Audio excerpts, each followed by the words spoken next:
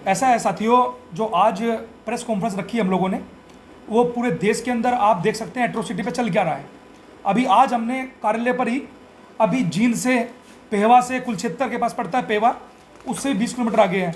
पेहवा से दिल्ली देश की राजधानी के अंदर आपने देखा होगा अभी हाल ही में जो सूरज नामक व्यक्ति है उसकी एफआईआर लिखवाने के लिए दलितों को रोड पर उतरना पड़ा और हमारे को जो है पूरा रोड पर उतरकर एसीपी ऑफिस का घेराव करना पड़ा, तब जाकर हमारी एफआईआर लिखी गई, वो भी SC/ST एक्ट के अंदर।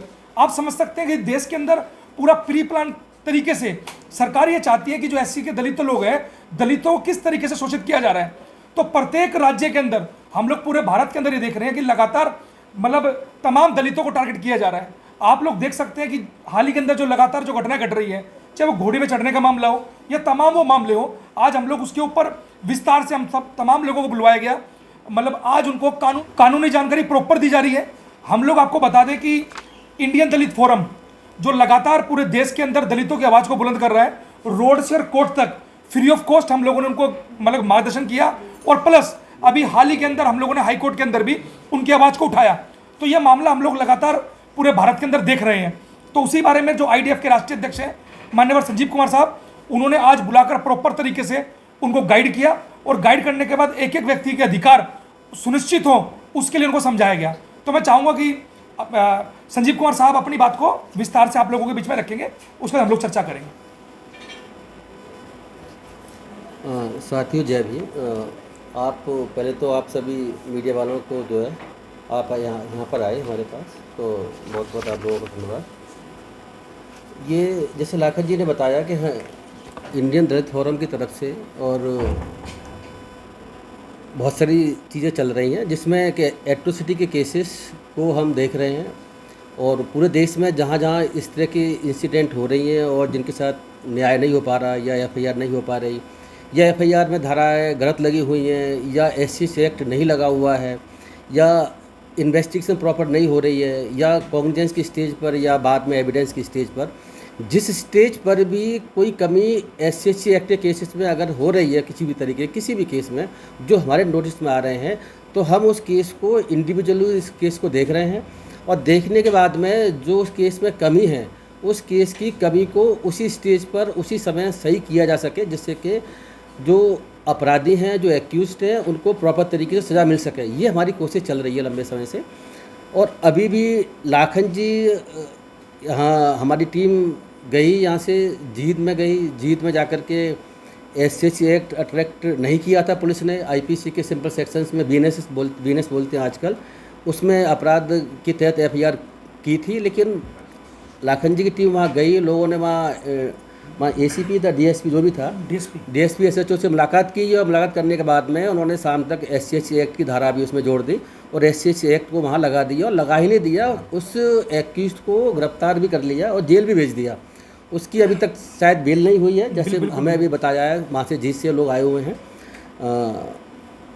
इसके अलावा कुरुक्षेत्र का कौन सा गाँव है, पेहवा जो भी है, वहाँ पर भी ऐसा ही देखने को मिला। वहाँ पर एक बच्चे ने सुसाइड कर लिया इसी वजह से कि उसके साथ जनरल के जो साथ टीचर था उसने कुछ उल्टी सीधी बातें कहीं, झूठे आरोप उसके पास लगाए। बच्चे ने फिर घर पे आकर के रात को फिर सुबह पता चला कि उसने हैंगिंग करके डेथ उसकी कॉज हो चुकी है बेचारा। उसमें भी जो है बड़ी मुश्किल से उनकी FIR हो गई, लेकिन प्रॉपर सेक्शन नहीं लगे हुए हैं, उसके लिए भी कोशिश कर रहे हैं। वो वहाँ से भी आज आए हुए हैं, उनको भी हमने आज लीगली क्या हो सकता है, क्या किया जा सकता है, वो समझाने की कोशिश की है। और जो भी करेंगे यहाँ से हम ड्राफ्ट कर करके जींद में भी लगाने की कोशिश की। जो जींद के केस में क्या हुआ कि जो प्रॉपर सेक्शन लगने चाहिए वो प्रॉपर सेक्शन पुलिस ने नहीं लगाए हुए हैं।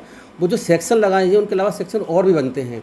तो हमारी कोशिश ये है कि उन सेक्शंस को जो SC एक्ट के अट्रैक्ट होते हैं उनको भी लगाया जाए। मैं आपको बता दूं कि दो इम्पोर्टेंट सेक्शन हमारे SC एक्ट में हैं, जाति सूचक शब्द कहना या जाति के आधार पर बिना जाति सूचक शब्द कहे उसका अपमान करना। ये दो धारा हैं, 3(1)R और 3(1)S। ये दोनों धाराएं तब लगती हैं जब पब्लिक व्यू में बात कही गई हो।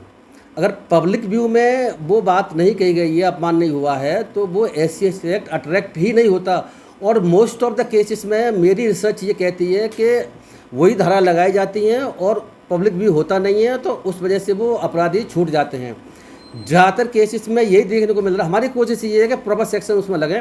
जीत वाले केस में 3(1)R और 3(1)S जो जाति सूची शब्द कहने वाली बात है वो उन्होंने धारा लगा रखी है, लेकिन हमारे साथ धारा उसमें दूसरी बनती है। हमारी पूरी कोशिश है और हम उसमें धारा यहाँ से दूसरी उसमें ऐड करवाएंगे, जिससे कि बाद में जजमेंट की स्टेज पर कोर्ट को सज़ा सुनाने में कोई प्रॉब्लम ना आए, वो धारा हट ना पाए। देखिए हम जो है अभी एक कल परसों क्या नाम सूरज कुमार जी का केस भी चल रहा है, वो से बंद है ना सूरज। अच्छा सूरज कुमार जी का केस जो है वो हम उसमें FIR हुई। सूरज का जो केस है, सूरज जी भी यहाँ पर आए हुए हैं, उनके केस में भी जाति सूचक शब्द का इस्तेमाल हुआ है और पब्लिक व्यू में हुआ है, रोड पर है। पब्लिक व्यू का मतलब ही होता है, मैं आपको बता दूं, पब्लिक व्यू और पब्लिक प्लेस दो अलग चीज़ें होती हैं। पब्लिक प्लेस में कहना तो अपराध होता ही होता है, लेकिन पब्लिक प्लेस ना हो अगर घर के अंदर भी कोई अगर जाति सूचक शब्द कहा जा रहा है किसी से, तो वहाँ अपराध कब बनता है उसका लोगों को पता ही नहीं है। इसी वजह से लोग छूट जाते हैं, मतलब जो अपराधी छूट जाते हैं, उसके डिफरेंट पैरामीटर्स हैं।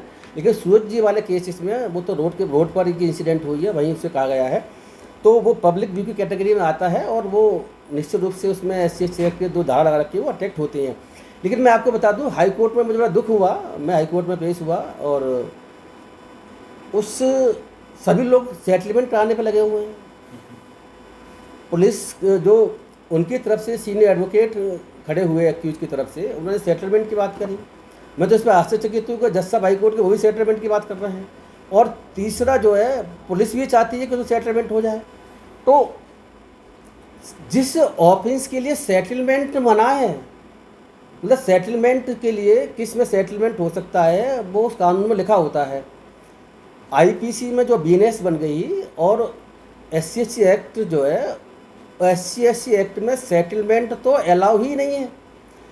IPC के बहुत से प्रोविजंस हैं जिसमें सेटलमेंट अलाउ है, जिसे कंपाउंडेबल बोलते हैं, तो वहाँ पर सेटलमेंट परमिसेबल है। और जहाँ सेटलमेंट अलाउ नहीं है, कानून में लिखा हुआ, धारा का बाकायदा पीछे टेबल बनी हुई है, उसमें सारे धाराओं की जिक्र है किस में सेटलमेंट हो सकता है, किस में नहीं हो सकता है। जिसमें नहीं हो सकता उसमें नहीं हो सकता है, उसमें कोई बात ही नहीं है। लेकिन वहाँ पर मैंने देखा कि मेरी जज साहब जो थे उनसे मेरी झड़प भी इस मसले में हुई। मैंने कहा सर सेटलमेंट इसमें हो नहीं सकता, तो बोले कि आपकी उनका जज साहब है, मुझे तो आश्चर्यचकित हूँ। मैं बता रहा हूँ आपको कि मैं भी 21 साल दिल्ली में जज रहा हूँ, इस तरीके से SC एक्ट में सेटलमेंट करने की बात करना भी गलत है। गलत इसीलिए है कि सुप्रीम कोर्ट का जजमेंट का मैंने उसे जिक्र किया। मैंने कहा कि सर आप देखिए, सुप्रीम कोर्ट खुद कहता है इस मसले में कि SC एक्ट के केसेस में सेटलमेंट के बेसिस पर क्वेश्चन भी परमिसेबल नहीं है जब तक कि एक्सेप्शनल सर्कमस्टांसेस ना हो। और क्या है वो उसमें गाइडलाइंस बाकायदा सुप्रीम कोर्ट ने लेट डाउन कर रखी है, उसके बावजूद भी कोर्ट भी चाहती है कि सेटलमेंट हो जाए। तो अब मैंने जब कहा उनसे, तो उन्होंने कहा कि आप अगर मेरा ऑर्डर गलत है तो आप सुप्रीम कोर्ट चले जाइए। तो हम सुप्रीम कोर्ट जा रहे हैं। हम आपको बताते हैं कि हम सुप्रीम कोर्ट में जो कल का और परसों का ऑर्डर हुआ है हाई कोर्ट का, हम उससे बिल्कुल भी सहमत नहीं है। हाई कोर्ट का ऑर्डर हमारे हिसाब से गलत है। अभी ऑर्डर अपलोड नहीं हुआ था, हमने कल तक देखा था। जैसे ही ऑर्डर अपलोड हो जाएगा उसके खिलाफ हम सुप्रीम कोर्ट में जाएंगे। उन्होंने 2 बातें करी हैं। एक तो ये है कि सेटलमेंट का जिक्र उसमें किया हुआ है जो नहीं करना, जज साहब को नहीं करना चाहिए थे। दूसरा, उनकी अरेस्ट स्टे की हुई है। अरेस्ट स्टे में लिखा हुआ है no coercive step. Supreme court के अनगिनत जजमेंट हैं जो ये कहते हैं कि नो कोएर्सिव स्टेप का ऑर्डर इन केसेस में जो क्वेश्चन में जब तक नहीं हो सकता जब तक के कोर्ट इस निष्कर्ष में ना पहुंच जाए कि क्वेश्चन इसमें बनती है और कोई ऑफिस मेड आउट नहीं होता है। हमारे केस में क्वेश्चन जब होती है किसी भी केस में, जब जो है उस FIR को देखने से ही, बिना उस पर विचार किए हुए झूठा सच्चा है, और FIR को देखने से ही अगर जो है लगता है कि ये ऑफिस अट्रैक्ट नहीं होता, तब क्वेश्चन होती नहीं। क्वेश्चन कभी भी नहीं होती, वो ट्रायल चलता है और ट्रायल चलने के बाद में अगर एक्विटल होगा वो अलग कहानी है। क्वेश्चन कंसेप्ट डिफरेंट है और हमारे हिसाब से नहीं हो सकता। हम इसमें सुप्रीम कोर्ट जा रहे हैं। हम जुलाई के खिलाफ सुप्रीम कोर्ट जाएंगे। हम नॉट जज के खिलाफ सुप्रीम जाने का मतलब नहीं, कोर्ट का ऑर्डर चैलेंज करेंगे। हमारे हिसाब से कोर्ट का ऑर्डर गलत है। उस कोर्ट के ऑर्डर को हम सुप्रीम कोर्ट में चैलेंज करने जा रहे हैं। हम जून में ड्राफ्टिंग करके और जुलाई के फर्स्ट वीक में पूरी कोशिश है, हम इसको फाइल कर देंगे इसी ऑर्डर के खिलाफ जो ने नो कोएर्सिव स्टेप और सेटलमेंट की बात करी है। मैं आपको एक बात बताते चलूँ कि आपको पता होगा कि जब 2018 में सुप्रीम कोर्ट का जजमेंट आया था, काशीनाथ महाजन का केस था, जिसमें सुप्रीम कोर्ट ने कह दिया था कि भाई एंटीसिपेटरी बेल भी उन्होंने कह दिया, उन्होंने ये भी कह दिया कि एफआईआर से पहले इंक्वायरी करिए। सुप्रीम कोर्ट ने ये भी कह दिया कि भाई अरेस्ट करने से पहले डीसीपी की परमिशन की आवश्यकता है कि उसकी आवश्यकता है। उस केस में हमने बहुत कुछ काम किया हुआ है, पहले हम इस पर चर्चा कर चुके हैं। हाँ, और लाखत जी ने इसे प्रोटेस्ट भी किया था और हम जज रहते हुए भी हमने उसमें बहुत काम किया और रिव्यू फाइल भी हमने किया था उस केस में 2018 में ही। और उस केस में सुप्रीम कोर्ट ने बाद में अपना ऑर्डर बदल दिया, रिव्यू कर लिया और पार्लियामेंट ने भी सुप्रीम कोर्ट का ऑर्डर गलत मानते हुए 18A धारा SC एक्ट में ऐड कर दी है। और उस ऐड करने का मतलब ये है कि उसमें एंटीसिपेट कोई इंक्वायरी पहले का कोई कंसेप्ट नहीं है, एफआईआर से पहले एंटीसिपेटरी बेल भी उसमें परमिसेबल नहीं है। तीसरी, अरेस्ट करने से पहले डीसीपी के किसी की परमिशन की कोई आवश्यकता नहीं है।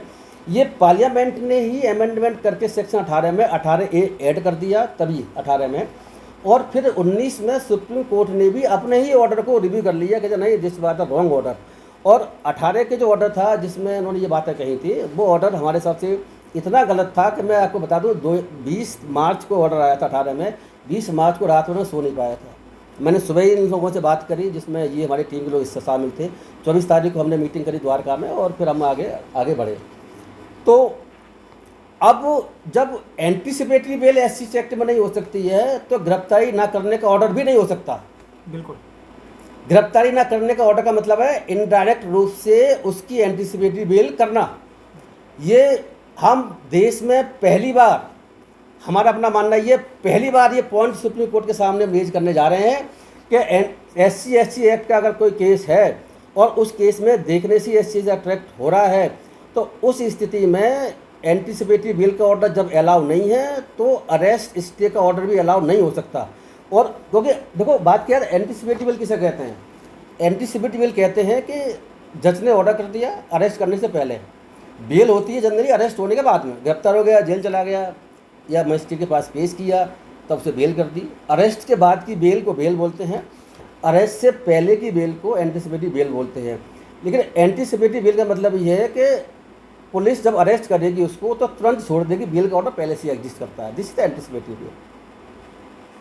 यहाँ पर दिल्ली हाई कोर्ट ने क्या किया कि उन्होंने कह दिया कि नेक्स्ट डेट तक इसमें नो कोएर्सिव स्टेप, मतलब कोई भी पुलिस कोएर्सिव स्टेप नहीं लेगी, यानी कि उसकी अरेस्ट भी नहीं हो सकती। इनडायरेक्ट रूप से this is the order of anticipatory bail. जब एंटीसिपेटरी बेल नहीं हो सकती तो आप अरेस्ट करने से रोकने का मतलब क्या हुआ? आप पुलिस के आपने हाथ बांध दिए, यानी आपने इनडायरेक्ट रूप से एंटीसिपेटरी बेल कर ली।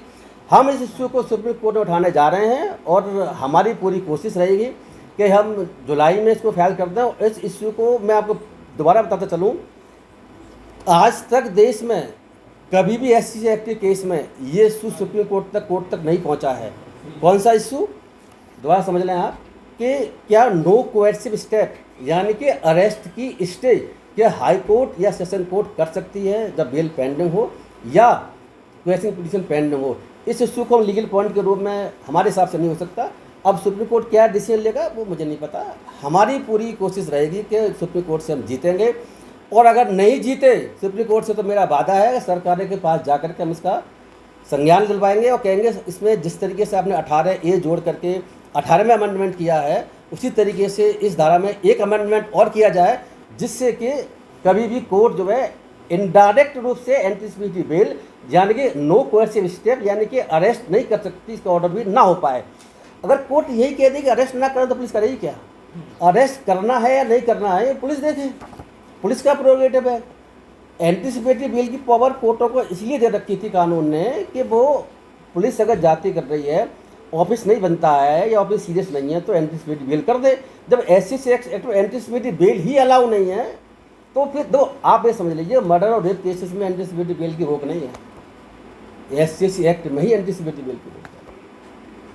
तो ये इतना गंभीर अपराध माना गया है SC एक्ट के तहत कि एंटीसिपेटरी बेल की भी पार्लियामेंट ने कोर्टों के हाथ बांध दिए कि आप एंटीसिपेटरी बेल की इसमें आप कर नहीं सकते। देखिए हमने जो है ये तो जो इशू है बेल का, सूरज जी का इशू है जो रेज कर रहे हैं। अभी एक इशू और हमारी नोटिस में आया है, वो बेचारी इसकी बहन है, कौन है, सिस्टर है, सिस्टर आई हुई है, उनको पुलिस वाले ही गाली दे रहे हैं। उनको पुलिस वाले जाते सूर्य शब्द कह रहे हैं।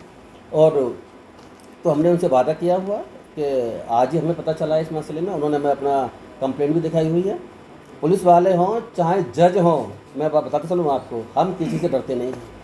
और लॉ, हमारी कोशिश ये रहेगी संविधान और कानून के तहत जितनी भी अधिकार लोगों को दे रखे हैं, चाहे एससी के लोगों को चाहे किसी और लोगों को, अब अधिकारों को इन्फोर्स कराने के लिए सरकार कोर्ट और रोड, लाखन जी कहते हैं रोड से कोर्ट तक, मतलब इसका यही है, अगर रोड उतरना पड़े तो वो भी उतर रहे हैं, कोर्ट में जाना पड़े तो वहाँ भी जा रहे हैं, और सरकार के पास जाना पड़े तो वहाँ भी जा रहे हैं। वहाँ कैसे जा रहे हैं, ये लेटर आपके सामने है। ये हम लेटर अब से लिख रहे हैं, ये लेटर लिखने का हमारा बहुत पहले से है।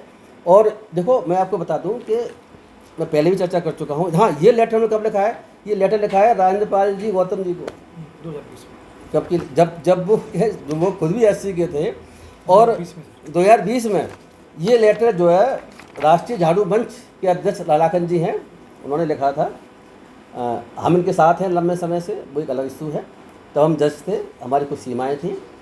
तो इस लेटर में हमने क्या लिखा था, देखो हम इसकी चर्चा थोड़ी बहुत पहले भी कर चुके हैं, दोबारा फिर कर रहे हैं। राजेंद्र पाल जी गौतम जब मिनिस्टर थे तो मैं भी उनसे मिला था।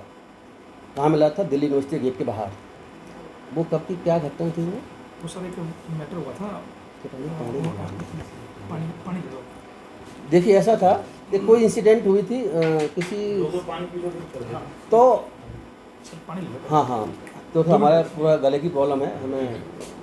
Thank you. मीडिया वाले जा रहे हैं, वही बात है, तुम सब परिवार है, मीडिया वाला भी हमारा ही परिवार है, वैसे भी परिवार है और वैसे ही परिवार है, हर तरीके से साथ है। शुरू करें ना। देखिए ऐसा है कि ये लेटर नहीं लिखा गया, लेटर लाखन जी ने लिखा था। हमारा पर्पस ये है कि कानून अधिकार जो हमें संविधान या कोई कानून देता है उसका अगर इन्फोर्समेंट नहीं हो रहा, पालन नहीं हो रहा सरकारों के द्वारा, किसी के द्वारा, तो उसका पालन करवा सकें, ये हमारी पूरी कोशिश है।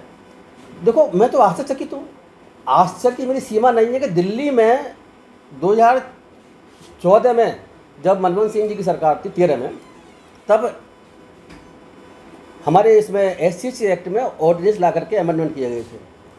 बाद में मोदी जी चुप लगा गए उसमें और वो अमेंडमेंट लैप्स हुआ। फिर बाद में दबाव पड़ा मोदी जी के ऊपर, तो 2014 में उन्होंने वही अमेंडमेंट जो 15 में जो अमेंडमेंट जो गवर्नमेंट लेकर के आई थी, वो एज इट इज अमेंडमेंट, कोई इसमें शायद मेरे कॉमा फुल स्टॉप का अंतर नहीं है, वो अमेंडमेंट एज इट उन्होंने पार्लियामेंट से पास करवाए, तो जनवरी 2016 से लागू हुए देश में। जिसमें मूँछों पर मारना, घोड़ी चढ़ने पर, चुनाव वोट ना देना, रोकना, ये सारे अपराध पहले नहीं थे एससी एक्ट के लिए 2016 से, और एक्ट के द्वारा उससे पहले 14 और 13 से ऑर्डिनेंस के द्वारा देश में इफेक्ट में थे, लोगों को लेकिन पता नहीं था, वो अलग कहानी है। तो देखो दो तरह की कोर्टें होती है, मैं बता दूँगा आपको। आप देखो इसमें मुझे तो, मैंने जब राजेंद्र पाल जी गौतम जी से मैं जज रहते हुए मैंने बड़ी मीटिंग में कहा, मेरी स्पीच में रिकॉर्ड होगी, मुझे नहीं पता हुई होगी, दिल्ली यूनिवर्सिटी के जो आर्ट फैकल्टी है उसके गेट के बाहर कोई प्रोटेस्ट कोई धरना वरना कुछ चल रहा था, मुझे आमंत्रित किया। जज होने के बावजूद भी मैं गया, उस सबके सामने गया, और सबको पता है, वीडियो रिकॉर्डिंग भी होगी। तो मैंने मंत्री जी से बड़ी सवाल मंच में बोला, मेरी इनसे रिक्वेस्ट है, मैं उन्हें पहले मंत्री जी को जानता नहीं था, मुझे पता ही नहीं कि जाति से थे वो, बोला बात है हमारी जाति से, मुझे नहीं पता था कि जाति से थे। तो मैंने उनसे ये बात कही कि भाई देखो ऐसा है कि मंत्री जी इसमें लॉ अमेंड हो चुका है, कम से कम दिल्ली में एक्सक्लूसिव स्पेशल कोर्ट तो बनवा दीजिए, स्पेशल कोर्ट तो पहले बनी हुई हैं। तो मुझे नहीं पता उन्होंने कैसे लिया, क्या समझा, लेकिन कुछ नहीं हुआ। हमने फिर ये लेटर भी भेजा, देखो आप लेटर को देख लीजिए, राजेंद्र गौतम जी के नाम से है, और वही ऑफिस की रिसीविंग भी है, और ये लेटर भेजा गया है, डेट हम उसके 8/10/2020 को। इसमें इसी बात को उठाया गया है कि दिल्ली देश की राजधानी है और दिल्ली में स्पेशल कोर्ट हैं, एक्सक्लूसिव स्पेशल कोर्ट नहीं है, दोनों में अंतर है, ज़मीन आसमान का फ़र्क है। देखो उसके बाद फिर क्या हुआ कि हमने जो है अभी ये उससे पहले ही उससे पहले से हाईकोर्ट में देखा हाँ वो कहा नहीं तो आपका नहीं पहले का 20 का 20 का ये था ना सर, 20 का ये हाँ 20 का ये हाईकोर्ट को भी लिखे सर हमने ये। अच्छा, और ये हमने उस वक्त जो है राजेंद्र गौतम जी को भेजा था और हाईकोर्ट को भी इन्होंने भेजा था। अभी हमने उसी को आगे बढ़ाते हुए कड़ी को 12/5/2025 को जो अभी चीफ मिनिस्टर ने रेखा गुप्ता मैडम, उनको भी थोड़ा सा और एक्स्ट्रा उसमें लिखा गया है, और हमने उनसे रिक्वेस्ट की थी, लाखन जी वहाँ देकर के उनको ऑफिस में आए भी थे, और ये रिसीविंग भी है 13/5/2025 है ना, 25 की। आप इसकी कॉपी ले लीजिए, कॉपी आपको दे देंगे। इसमें हमने यही बताने की कोशिश करी है कि भाई एक्सक्लूसिव स्पेशल कोर्ट आप दिल्ली में बनाइए। एक्सक्लूसिव स्पेशल कोर्ट और स्पेशल कोर्ट में आप पहले तो अंतर समझ लें। स्पेशल कोर्ट का मतलब ये है कि जो जजेज पहले से जो केसेस देख रहे हैं, मर्डर के बड़ा जो भी देख रहे हैं, रेप के कुछ भी देख रहे हैं, उनको एक्स्ट्रा काम दिया जाता है कि आप SC एक्ट के केसेस भी देखेंगे तो उनके पास 2 तरह के केस हो जाते हैं। एक SC एक्ट के केसेस भी देखते हैं और जनरल केसेस भी देखते हैं जो SC एक्ट जिसमें नहीं होता है, तो सिंपल तरह केस हुआ जब मर्डर हो, रेप हो, कुछ भी हो। तो अब पार्लियामेंट ने ऐसा क्यों किया कि पहले 2013 और 16 से पहले स्पेशल कोर्ट थी, अब कह दिया एक्सक्लूसिव स्पेशल कोर्ट। कोई तो मतलब है इसका। पार्लियामेंट एक कॉमा वर्ड भी, एक सेंटेंस भी किसी पर्पस से जोड़ती है, ऐसा नहीं कि वैसे चिपका दिया। तो एक्सक्लूसिव स्पेशल कोर्ट जो जोड़ा गया है वो इसलिए जोड़ा गया है कि जब लगा कि इनके केसेस में डिले हो रहा है, लंबे समय तक केस चल रहे हैं। चल क्यों है लंबे समय चल रहे हैं? क्योंकि कोर्टों पर बर्डन ज़्यादा है। वो SC ST एक्ट के केसेस भी देख रहे हैं और जनरल केसेस हैं जो SC एक्ट नहीं होता उन केसेस को भी देख रहे हैं। तो केसेस इतने ज़्यादा हैं कि वो बेचारे SC केसेस पे ध्यान दे भी नहीं पाते और इसी वजह से केस पता 2, 4, 5, 10, 15 साल तक केस चल रहे हैं। जबकि यहाँ तो कहानी बिल्कुल डिफरेंट है, SC को डिफरेंट ही कहता। तो इसीलिए पार्लियामेंट अमेंडमेंट किया कि no exclusive special court Delhi में बनाए जाएंगे और एक्सक्लूसिव स्पेशल कोर्ट इसलिए बनाए जाएंगे जिससे कि न्याय जल्दी से मिल सके। ये नहीं कि सालों साल केस चलते रहें। मैं इसीलिए चिंतित हूँ कि दिल्ली देश की राजधानी होने के बावजूद भी दिल्ली में एक भी court exclusive special court Delhi में अभी तक नहीं बनी है और कानून को बने हुए 10 साल से ज़्यादा हो चुके हैं। तो हमारी कोशिश पहले से चल रही है, 20 से अभी चल रही है। और अगर ये नहीं बनाते हैं, मैं आपसे आज वादा करता हूँ कि हम रोड पर भी जाएंगे और इसमें PIL के रूप में भी हाई कोर्ट में फाइल करने वाले हैं कि भाई आप इसमें इस एक्ट का कंप्लायंस करने की ज़रूरत है। इस एक्ट का कंप्लायंस नहीं हो रहा है। देखो मैं आपको एक बात और इम्पोर्टेंट बताता चलूँ कि जिसमें एक्सक्लूसिव स्पेशल कोर्ट का कानून में प्रावधान भी नहीं है, वहाँ एक्सक्लूसिव स्पेशल कोर्ट देश में बनाई जा रही है। ML MP की कोर्ट कहाँ से कानून में लिखा हुआ है? सुप्रीम कोर्ट ने ऑर्डर कर दिया। ML MP की स्पेशल कोर्ट चल रही है, उनके केसेस साल 2 साल में डिसाइड करने के बाद चल रही हैं। अब देखो और सुनिए आप, प्रिवेंशन ऑफ करप्शन एक्ट, उसमें भी कानून में लिखा हुआ है स्पेशल कोर्ट, एक्सक्लूसिव वर्ड नहीं है। दिल्ली में सारी कोर्ट जो बैठी हुई है राव जमन्नी कोर्ट में, सारे मेरे साथी जजेस, मेरे बैचमेट बैठे हुए हैं, वो जो है स्पेशल नहीं एक्सक्लूसिव स्पेशल कोर्ट बनी हुई हैं। उनके पास कोई काम ही नहीं है, थोड़े से काम है, बस 2-4 केस आगे लगे हुए हैं, कोई केस लगा नहीं होता। जबकि कानून में ये प्रावधान नहीं है कि एक्सक्लूसिव स्पेशल कोर्ट होंगी किसकी, करप्शन एक्ट की, लेकिन वो चल रही हैं। तीसरा सुनो, अभी चेक बाउंस हो जाए। चेक बाउंस का क्या अपराध है? पहले 1 साल की सज़ा थी, अब 2 साल की सज़ा है। उसमें दिल्ली में अनवरत कोर्ट है, एक्सक्लूसिव बनी हुई है। मतलब मैं तो उसमें तो स्पेशल कोर्ट की बात भी नहीं है। और उसके बावजूद भी दिल्ली सरकार ने और दिल्ली हाई कोर्ट ने एक्सक्लूसिव स्पेशल कोर्ट के रूप में उन्हें ट्रीट किया जा रहा है। मैं इसीलिए चिंतित हूँ। मैं आपको बताते चलूँ, जिसमें लॉ में प्रावधान है कि एक्सक्लूसिव स्पेशल कोर्ट होगी, वहाँ तो है नहीं, और जिसमें प्रावधान नहीं है वहाँ कोर्ट बनी हुई है। उल्टा काम चल रहा है देश में। तो इस काम को हमें सीधा करवाना है। जजेज को लगा रखा है और कामों के लिए, जबकि कानून ये कहता है कि SC एक्ट के संबंध में और केसेस आप नहीं देना चाहिए। आपको सिर्फ जो है SC एक्ट के केसेस जजों को देना चाहिए, जिससे कि वो जल्दी न्याय कर सकें। लेकिन दिल्ली में ऐसा नहीं हो रहा है। हरियाणा में कुछ है, उत्तर प्रदेश में कुछ कोर्टें बनी हुई हैं, हरियाणा में भी है। हम RTA लगाने जा रहे हैं पूरे देश का डाटा लेकर के कि पूरे देश में डाटा में पूरे देश में किस किस स्टेट में एक्सक्लूसिव कोर्ट बनी हुई हैं और कितने केसेस कितनी एक्सक्लूसिव बनी हुई हैं, कितनी स्पेशल कोर्ट बनी हुई हैं और कितने केसेस SC ST के हर जिले में चल रहे हैं। डाटा आने के बाद में फिर जो भी कर सकते हैं हम आगे और भी पूरे देश राष्ट्रीय स्तर पर करने की कोशिश करेंगे। देखिए आप सोच रहे हैं हो सकता है पता नहीं हम सही गलत कह रहे हैं, कोई तो कहता नहीं एक्सक्लूसिव स्पेशल कोर्ट। देखो आपको मैं ये धार लगाता हूँ, आप इसको कैमरे में कैद भी करना चाहें तो 2 वर्ड लिखे हुए हैं इसमें, देखो।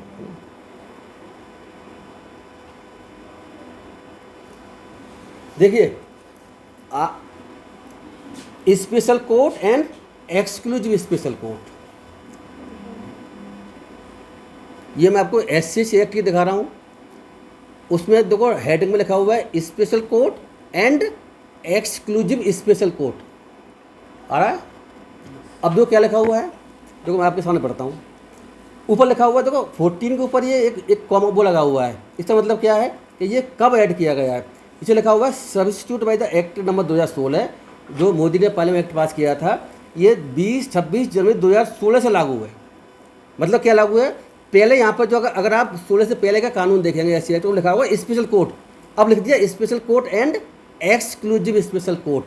तो लिखा हुआ था, इसमें लिखा हुआ था for the purpose of providing for speedy trial, कि जल्दी से न्याय दिलवाने के लिए द स्टेट गवर्नमेंट सेल, मतलब स्टेट गवर्नमेंट की ड्यूटी है कि वो chief justice of high court की सहमति से नोटिफिकेशन गैजेट में ला करके एस्टैब्लिश करेंगे exclusive special court for one और मोर डिस्ट्रिक्ट, एक या एक से अधिक डिस्ट्रिक्ट के लिए वो एक्सक्लूसिव स्पेशल कोर्ट इस्टेब्लिश करेंगे, जिससे कि दिल्ली से न्याय मिल सके। ये दिल्ली में तो एक भी नहीं है। तो दिल्ली को लोगों को क्या न्याय की आवश्यकता नहीं जल्दी लेने के लिए? क्या दिल्ली के लोगों को ज़रूरत है कि मैं SC केसेस के बारे में सालों के चलते रहें? तो ये जो कानून का पालन नहीं हो रहा है 14, 13, 14 और 16 के एक्ट के बाद में, हमें इसे लागू कराने की पूरी कोशिश करेंगे। और मैं आपसे फिर वादा करता हूँ, अगर सरकार नहीं मानेगी तो हम इसमें अगर ये जो है हमारी बात नहीं मानी गई तो हम इसमें PIL फाइल करनी पड़ेगी, तो वो भी फाइल करेंगे। और अगर रोड पे उतरना पड़ेगा तो वो भी उतरेंगे। तो देखो हमारी कोशिश बस इतनी सी है कि कानून का पालन हो, संविधान का पालन हो, जिससे कि लोगों को संविधान की जो भावना है, कानून की भावना, उसके तहत न्याय मिल सके। मनमाजी नहीं चलने देंगे, आर्बिट्रेरीनेस नहीं चलने देंगे, तो कुछ भी हो जाए। बस आप लोग आए, आप लोगों का बहुत बहुत मैं फिर धन्यवाद देता हूँ मीडिया का। हमारी बात आप पूरे देश में तक पहुँचाएँ और विदेशों में पहुँचाएँ, जिससे कि लोग इन चीज़ों को समझ सकें। और बाकी आप लाखन जी हैं और वो कुछ आपके सामने बताइए कह रहे हैं। साथियों, आप लोगों ने देख लिया है किस तरीके से पूरे देश के अंदर एट्रोसिटी के मामले पर सरकार को साफ सूंघा पड़ा है। 2016 के अंदर कोर्ट बनने के बावजूद भी हमारे लोगों के लिए कोर्ट नहीं बनाई जा रही है, दलितों को न्याय नहीं दिया जा रहा है। आप देखिए, हम 2020 से 16 से लेकर हमने सरकार का इंतजार किया कि सरकार इसके अंदर स्टेप ले, कोर्ट बनाए। 16 से लेकर हमने सरकार का 4 साल इंतजार करके हमने 2020 में लेटर लिखा। 2020 के अंदर SC के मंत्री होने के बावजूद, उससे पहले संदीप मंत्री थे जो SC के थे, उसके बाद राजेंद्रपाल गौतम जी बने, वो SC के बने।